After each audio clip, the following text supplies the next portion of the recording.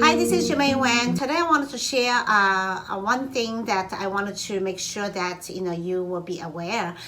Sometimes after the loan close, I would call my past clients, just ask them if there is anything I can do for them. Do they have any questions? And happen to be a borrower who closed a loan with us last year, and he said it has nothing to do with us, but obviously it's something that I want you to be aware.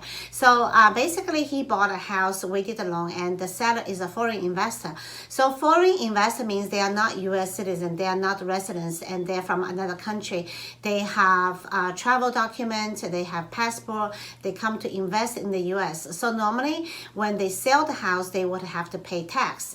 The tax normally is 10% if it's under $1 million, or 15% if it's over $1 million. Okay, now why do I want to have to mention this? Because the borrower that I called, he received $150,000 tax payment from the IRS. So then he found out it was a mistake from Internal Revenue Service. Actually, the seller has already paid that $150,000. So he got the document, and then he had to send it back to fight for that he does not owe. And so you might be wondering why it has to do with the buyer, since it's the seller's tax, right?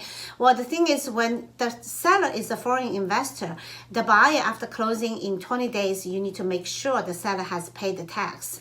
Because if the seller doesn't pay, or if something happened, it's missed, the buyer actually is liable. So it's important that you need to make sure that if your seller is a foreign investor, this has to be addressed, and then get the paperwork to show that the seller has paid the tax.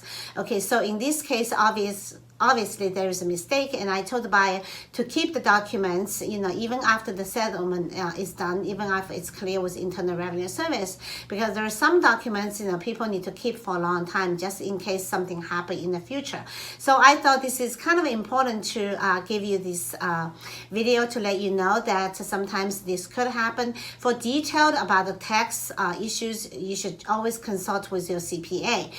Any questions, please give us a call, 702-876-8678. Thank you for watching.